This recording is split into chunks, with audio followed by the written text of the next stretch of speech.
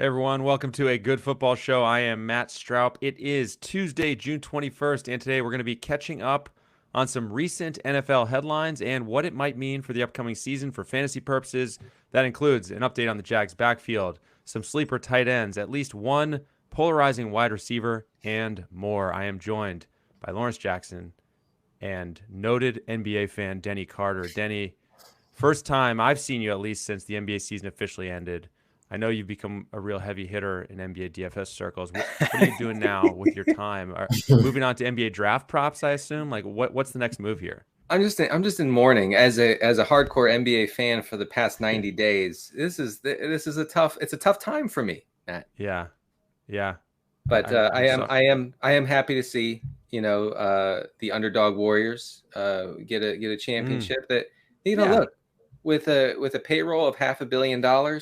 And odds-on favorites to win the whole thing. Who would have thought? Who could have thought that they could win a championship? Well, they did prior to the season. I don't know the exact numbers off the top of my head, but Lakers, Nets, Bucks, Boston, Phoenix. Those are a few that were ahead of them. Yeah, I'd say they weren't in the bottom half odds to win it, but I guess I was talking about entering the playoffs, but you're right, Lawrence. Oh yeah, no, entering the playoffs is like because that's when everybody start watching basketball anyway. That's when my lifelong NBA fanhood started back in April. Yeah, exactly. Well, so we're now into the NBA offseason.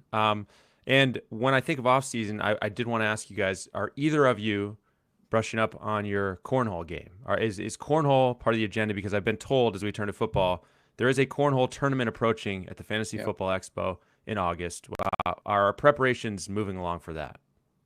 I, for one, I've done little else for the past 6 to 7 months.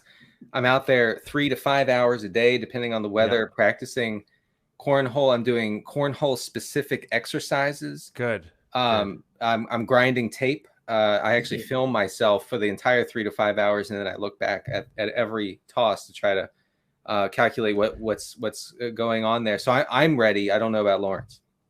Well, just by the way it looked, you know what I'm saying? It looked like it's all in the hips. You know what I'm saying? Just you gotta get that good release. Right. Like where I'm from, where I grew up, we ain't really play that too much. But I've played it before, and I just like to win. So no, I'm not preparing for it. I'm not getting in shape for this. I fully expect to, just show up and just win with no preparation, all in the hips. Just focus on my hips and I'll be good to go. So Lawrence is what we call a game day player. He shows up on game day. He's ready. Yeah. He performs. He leaves. There's no practice. There's nothing. No preparation. Me, on the other hand, I'm a preparer. And then I completely choke on game day. So we're opposite.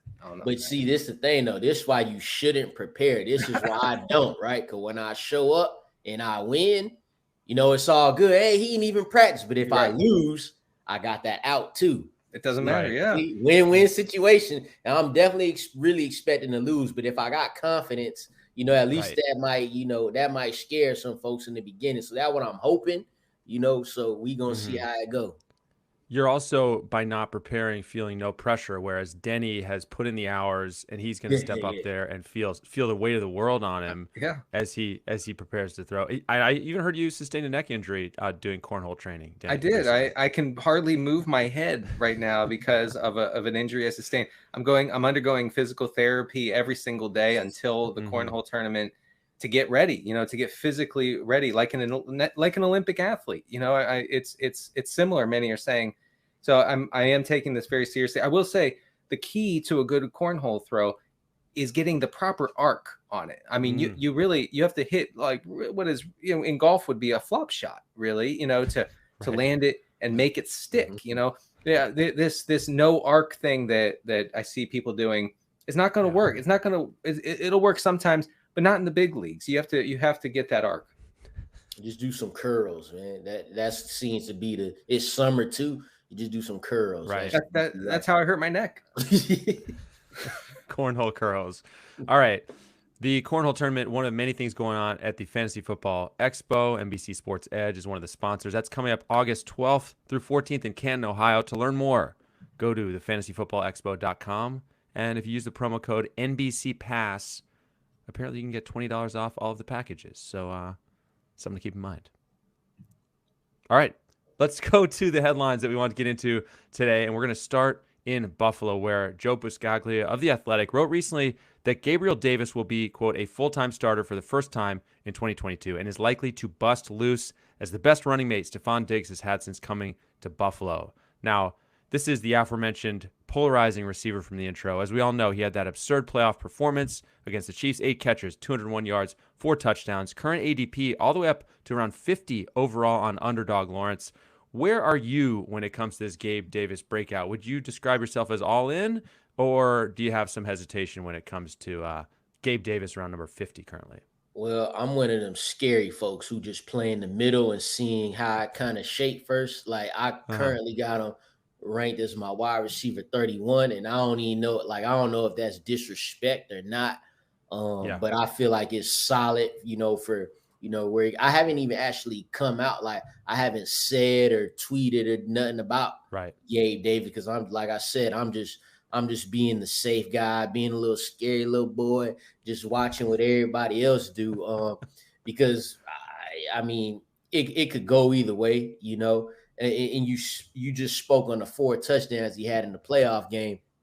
What has creeped into my mind a little bit is another guy who once scored four touchdowns in a game, and he recently said he was a top 3 receiver. That's Chase Claypool. He once had a 4 touchdown game, and it seems like since then we ain't seen him. So I feel like, the hype for Gabe Davis started with that playoff game, right? Yeah. Then we get into the offseason, and now he gonna bust loose. That sounds funny, but he gonna do that now. So yeah, I mean, when you're talking about the physical talent is there. I don't know where the vacated targets is coming from. They brought in Jamison Crowder, and I've heard you shouldn't be, nervous for that. But if he's coming in to replace Cole Beasley, then Cole Beasley had some games, and I feel like Jamison Crowder a little bit better of a player. That's just one dude. That's why I ranked him at wide receiver 31, because I feel like he's gonna have those big games. Like, you see him go for 200 yards once, you could do it again. But Stephon Diggs, we're also looking for him to have a better year as well. He had the blow up year, his first year in Buffalo. Then that went down a little bit in 2021. So we're looking for him to have a better year as well. So I just don't know, like, what are we truly expecting are we expecting 1,300 yards from Gabriel Davis right at 1,000? Because I could see that. Josh Allen could support that if he wanted to. Around 1,000 yards and 8 to 10 touchdowns I feel like it's doable. Anything other than that, I would be a little shocked. Look, I'm fine taking Gabriel Davis at like wide receiver 24, 25, because I think that there are many avenues to him outperforming that. Maybe not by a ton. I'm not saying, I project him as a wide receiver, a top 10 wide receiver this year or anything, but it doesn't have to be. I thought about Claypool too at one point, Lawrence. And then I thought, well, Josh Allen can probably support 2 fantasy viable wide receivers. And I know you would agree there. Gabe Davis is going to have, ups and downs. It's going to be inconsistent. That's just his game. Like, he's downfield. He's a red zone threat. Stephon Diggs will probably keep eating up intermediate targets, although that kind of went away last year. Don't tell Bill's Twitter that Stephon Diggs' receiving profile changed in 2021, because you will hear about it for literally weeks. I learned that the hard way. But Gabriel Davis is like the Athletic reporter said, he is the best running mate Stephon Diggs has had. Last year it was Emmanuel Sanders, who was serviceable for fantasy purposes as a 34, 35-year-old veteran, not exactly at his peak last year until he got injured, of course. And Davis has done nothing but produce when given the opportunity. So unless you think that Diggs goes back to like supreme alpha status from 2020, which was a little bit of an outlier in the way that he's been used as an NFL receiver, I think that you can feel pretty comfortable taking Gabe Davis as again, we're talking about a low end wide receiver too. Like I don't see that as insane or people, folks on Twitter. I spend too much on Twitter, but folks on Twitter, they act like people are taking him over like T. Higgins or something. Right. Like it's not happening. Like you can get him depending on how you put your draft together. You can get him as your wide receiver 3. I like that. And what kind of range you mentioned T. Higgins? What kind of range? I need to double check what kind of players, what players are around him, what receivers are around Gabe Davis. But I mean, I find myself with extreme FOMO when it comes to this guy, for better or for worse. Too. Yes, and I'm not. Nothing is a slam dunk, obviously. But if you look at the guys who are going around him, you have Rashad Bateman. I'm happily taking Davis over Bateman. You have Juju Smith-Schuster, who I guess belongs in that tier, but I'm not too excited about him. Chris Godwin, who won't play for the first month of the year, maybe longer. Amari Cooper, who probably won't have Deshaun Watson for a while this season, and guys like Devontae Smith, Drake London, DK Metcalf. Now, if you take Metcalf over Gabe Davis, I can understand that, but I don't think it's wild. And yeah, like the way we think of Gabe Davis changed in that playoff game against the Chiefs. I get that, but I still don't think that he has rocketed to an absurd ADP. Lawrence, any of those names that you just heard? Yes. Go ahead. Yeah. Like he definitely hasn't gotten as expensive as T. Higgins. So I will say that definitely he's definitely still at a reasonable price there. All right. Another wide receiver situation we want to look at is in Tennessee, and that's, according to Joe Rexrode of The Athletic, first-round pick Treylon Burks, apparently behind Robert Woods and Nick Westbrook-Ikhine as of right now. Of course, it's only late June, but as the number 3 receiver currently in Tennessee, Denny, what do you make of this talk? Do you give this any weight, or is this a June conversation that you expect to fade as we get into August and September? It's definitely a June conversation, obviously. Yeah. And the fantasy football folks plugged in right now, they would tell you the same. This is June. It doesn't matter. It doesn't count. And they would say, hey, look, last year or 2 years ago, Justin Jefferson was labeled the wide receiver 3 in Minnesota back in June and July. And that's true also. But to compare Jefferson's situation with this one, with Burks, they're not similar. They're not even close to similar. Burks, first of all, struggled mightily with his asthma and breathing during pre-draft workouts for teams. He missed a lot of rookie camp with those breathing issues. He missed all of mini camp. He was, quote, unavailable per Mike Vrabel. That was not the case with Justin Jefferson. Justin Jefferson was practicing. He was participating. It's just that he was a rookie playing for a hard butt coach in Mike Zimmer. And now you have another hard butt coach in Mike Vrabel, who doesn't seem thrilled with Burks's lack of availability. So I think until something changes drastically, we have to assume that at best Treylon Burks is going to be the wide receiver 2 in Tennessee. Yeah, this something I'm personally like. This something I'm skimming through, and I'm sending that to the wolves on Twitter and social media. It's June 21st today. If we talking about this on July 21st and especially August 21st, then that's when you kind of get to worrying, because in July 21st you're in training camp. It, like Denny just said, he hasn't been practicing. They just took this dude, number 18 overall. They just traded away the franchise receiver. it's clear as day he's there to replace him. He just got to practice. And Mike Vrabel, he a tough-nosed head coach. Give him a little time. It's still June. Get that breathing right. Maybe he need to get them actual breathe rights that they used to wear back in the Jerry Rice used to wear it right there. Get one of them. You know what I'm saying? Get your breathing right. Come to practice and then see what happens. They know what the other guys on the roster could do. He got to get reps. So yeah, he the wide. Hell, it's good that he's the wide receiver 3 right now. He ain't been practicing, so it's cool. Yeah, one thing about the Tennessee offense, one thing we know is going to be run first, run heavy approach with Derrick Henry at the center of the offense, and rightfully so.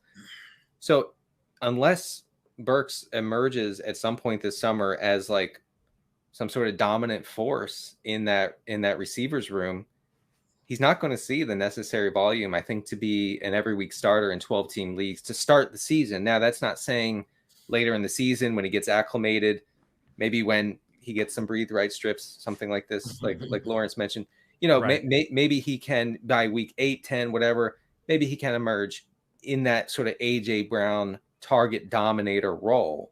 I'm not dismissing that, but to start the season, I think in redraft, Burks is going to be more of a stash than a guy who you're going to be rolling out as a wide receiver 3 or 4 and saying, oh yeah, I'm very confident that this guy's going to see targets. I don't know where they're going to come from if Robert Woods is ahead of him.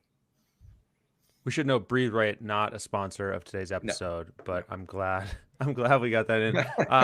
Producer Adam points out last year there was all the talk about Jamar Chase being unable to catch the football, adjusting to the NFL ball versus the college ball with the stripes. The stripes. So a different narrative, but obviously the reminder is ultimately you want to bet on the talent and just make sure the situation, allows him to thrive. And I think that seems like almost more of the question for all of us is like, can he get far enough?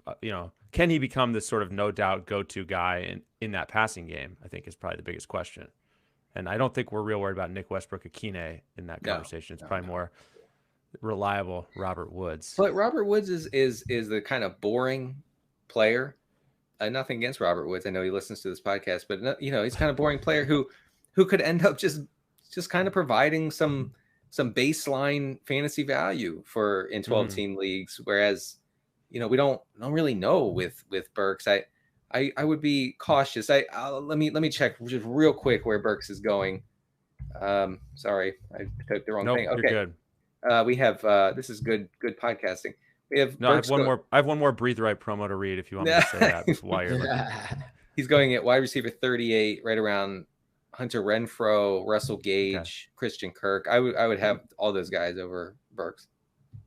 Definitely Renfrow over Burks. Renfrow. Yeah. All right. We now want to get to some news out of Jacksonville as Sports Illustrated's John Shipley reports that Jags head coach Doug Peterson sees James Robinson as a 3-down back when he's fully healthy. Now he's coming off that Achilles tear, of course, and Robinson is not expected to be ready for training camp, will likely miss the start of the regular season. Lawrence, what, if anything, does this do for you when it comes to evaluating this Jacksonville backfield? How is this whole thing shaking out for you between Etienne and Robinson? Well, for Robinson, I think it's good. He's in month 6 right now of his recovery. We still have a whole nother month of training camp. Then you got August, which is the preseason. So he'll come back a little later than what Cam Akers initially did by at least a month. So there was a time when, you might have felt like he might not even been able to come back until later in the season, but it's different now. And then in regards to Etienne, that's another player where, I'm shook. I rank him safely at running back 29. He got a little hype train going through the roof this summer. But I do not feel I feel like once Robinson does get back in the groove, simply because he can play, the boy could play some football. When you could stand out on the Jaguars, you could run that ball. At some point, he gonna come back, and there's going to be, some type of committee. I believe I read it in one of our blurbs. You might have wrote this, Denny, that they view him as a 3-down back whenever he returns. And I would agree with that because that's what we've seen. That's what's been proven. What'll be interesting is when he actually does come back and how much what can Travis Etienne do in the time that James Robinson is gone? Because that could affect some things as well. Because in the NFL, things change quick. You could go 1 week saying this is the guy, he gonna be the guy when he come back. But if you perform, you can't bring him out. So, I like what Etienne's been able to do coming back. It'll just be, I feel at some point it'll be a committee. And I have them ranked accordingly for that. Yeah, I want to clarify one thing about the John Shipley report. So Doug Peterson said that Robinson could or would be a 3-down back when fully healthy. He said that in March at the owners meeting. So I didn't really clarify that in the blurb, and I should have. This was a while ago, but the point remains that Peterson had, unlike Urban Meyer, knows who James Robinson is. First of all, right? He's heard of him, which is good. That's a good first step. That's a start. And getting on the field, you have a head coach who knows who you are, who doesn't come into the league knowing 3 players like Urban Meyer did. Anyway, I'm still not over Urban Meyer. Obviously, those 3 players were Tim Tebow, Laquan Treadwell, and who was the third? No, it was Aaron Donald. Aaron Donald. He didn't know him, right? Oh, he didn't know. Oh, yeah, he didn't know. He didn't know. He didn't know. He saw him. He saw film of Aaron Donald. He said, "Oh, right, that guy's trouble." Look out! Look out! The best defensive player in the NFL. Hold on now. What have I gotten myself into? Oh no, I was just mentioning Treadwell because of his wild usage. Oh, my fault. Yeah, okay, I didn't catch on. Yeah, right. Yeah. NFL thought leader Urban Meyer. So James Robinson, he could have a role later in the season. Now he tore his Achilles in late December.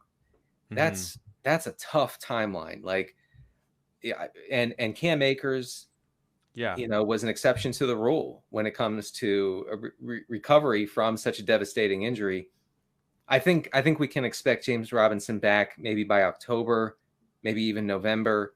And that makes him like a worthy stash. I think that his ADP is going to plummet in the next month or two because it's going to be very clear that he has no chance to start the season, on the field for Jacksonville, and Etienne will get that role, that possibly that workhorse role. But like Lauren said a minute ago, once we get into deep into the fall and into the winter, I could see this becoming somewhat of a timeshare. Is that good for fantasy? No, of course not. But it could give Robinson some value later in the year. I think Cam Akers kind of spoiled us when it comes to those Achilles recoveries. He did have a different procedure, I think, than the normal one based on what I've read, but I don't think we should be expecting guys to typically make it back as fast as he did. No, it was an Adrian Peterson type recovery. When AP tore his ACL and he was back like 15 minutes later looking better than ever, it's MVP. Yeah. All right, we have a few more topics to hit. First, we're going to take a very quick break. Just a reminder, if you don't have the NBC Sports Predictor app powered by PointsBet, go download it now. The contests are free and easy to play, and you have a shot to win thousands by predicting what will happen in the NBA playoffs, on the PGA Tour, and NASCAR circuit. NBA playoffs, I should note, are over, but the point still holds. We also have a special contest on Tuesdays and Thursdays called Battle of the Bets, where you can agree or disagree with our experts for a shot to collect some cash. Okay. Now, this next item I think is sure to warm Denny's heart because we have some sleeper tight end news to hit, Denny, and we start with the Chargers, where the Athletic's Daniel Popper writes that Gerald Everett could be in line for a career year, and the team is going to use him in a variety of ways, from screens to flat routes to jet sweeps.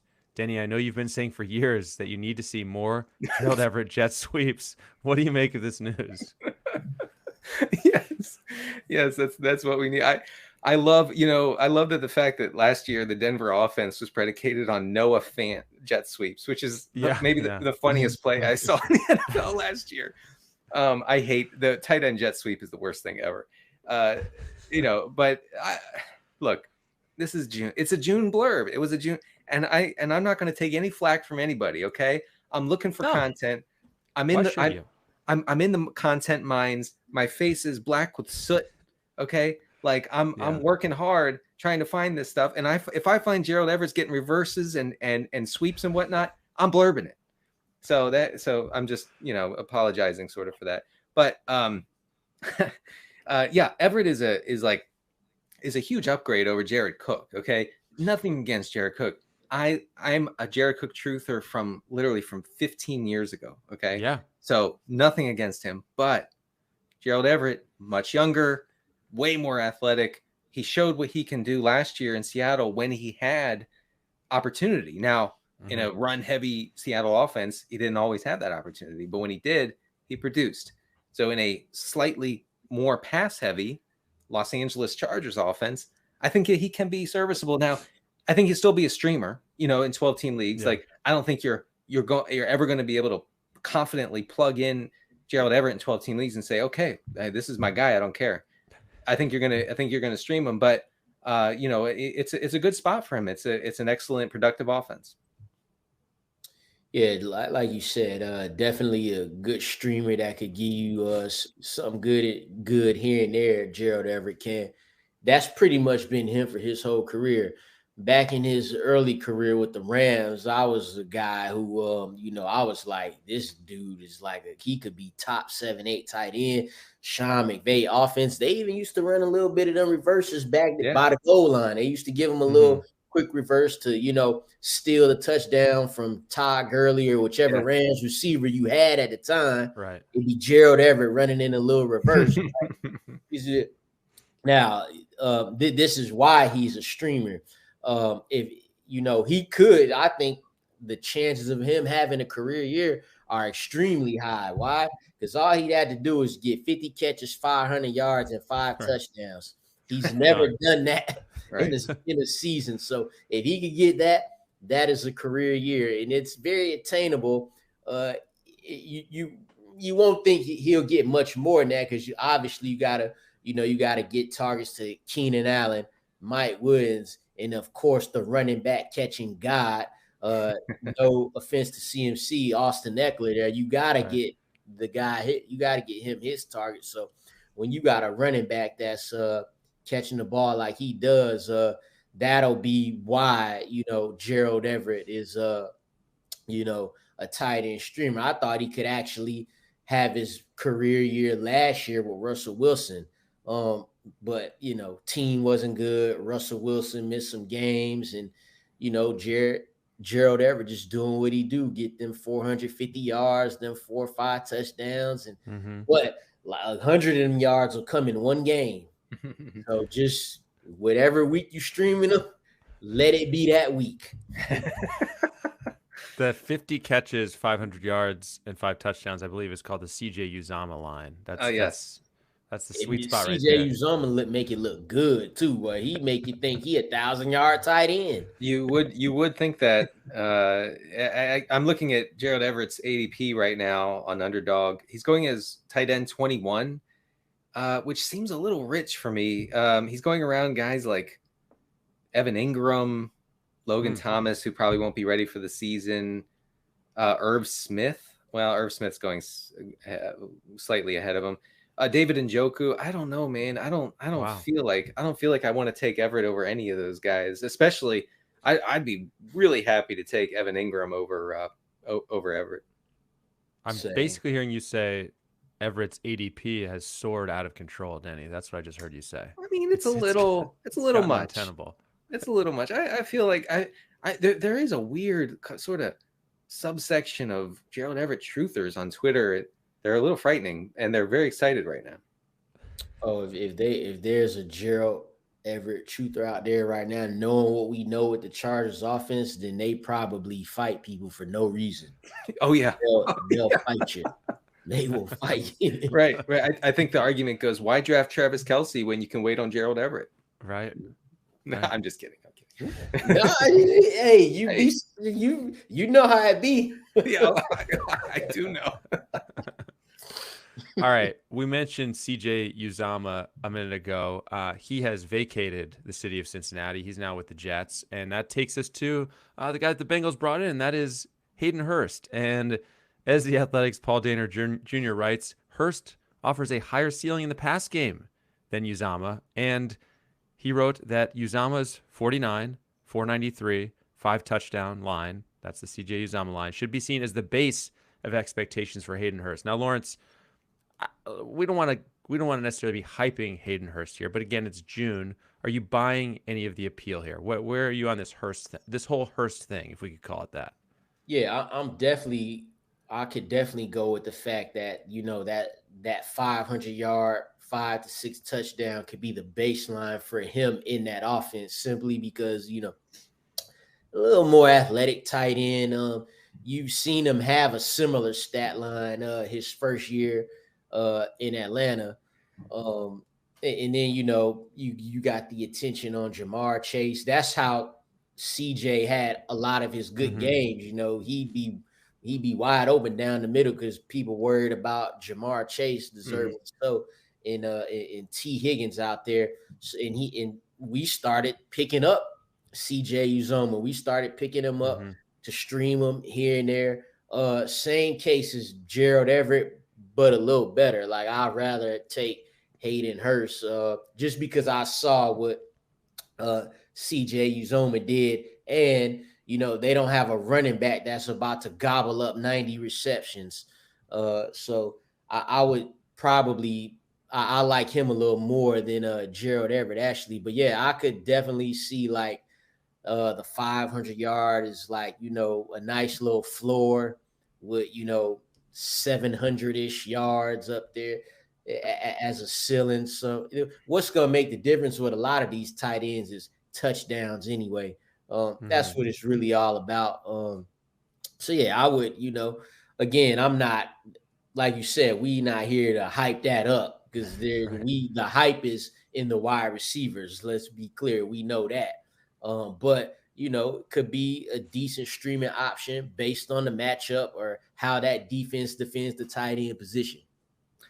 Hayden Hurst has always checked a lot of boxes. Like, he's hyper athletic. He was very productive in college. He was a first-round pick by the Ravens, which folks forget, including myself. Saying that, here's when you're going to use him this year. You're going to use him in your fantasy lineup when the Bengals are playing in what is expected to be a high-scoring game against a defense that is a pass funnel defense. And Joe Burrow is going to throw it 50 times. That's the only time you're going to play Hayden Hurst. Like, T. Higgins, Jamar Chase, Tyler Boyd, they eat up too much of the target pie for Hurst to be anything close to like an every week starter, unless you're in like a 22-team league. So that's where he stands. All right, we're going to end with some backfield news that may or may not interest people, and that is that Aaron Reese of The Athletic writes that the Texans might lean on Marlon Mack to start the year. Yes, Marlon Mack, before rookie fourth-rounder Dameon Pierce takes over. Now, obviously, Denny, we all want a piece of this Texans backfield any way we can possibly get it. I just looked at the schedule. Houston has Indianapolis and Denver to start the season, so not exactly dream matchups, even in a world where Mack is being leaned on heavily. Do we care at all about this Mack news? And secondly, is this Texans backfield too crowded for Pierce to even carve out a significant role at some point if Mack does fade away? I mean, is it just too much of a jumbled mess to even matter? I think the fact that the Texans are going to be coached in a very old school, traditional way is probably good for Marlon Mack and bad for Dameon Pierce. I think Dameon Pierce is going to have to show the coaches that the kid is ready, and that might happen in like week 14. So just be patient with Dameon Pierce. I feel like if you're drafting Dameon Pierce, being like, oh, I got the Texans bell cow back, and he's going to take over as soon as Marlon Mack fumbles the ball the first time. That's not happening. Like, Marlon Mack is probably going to get the, something close to the every down role as a guy who was productive. He had over 1,000 yards rushing as a starter for Indianapolis in 2019. Right. And, has the the trust of the coaching staff. I think that Pierce is nothing more than like a bench stash, like hope that that he'll get in there eventually.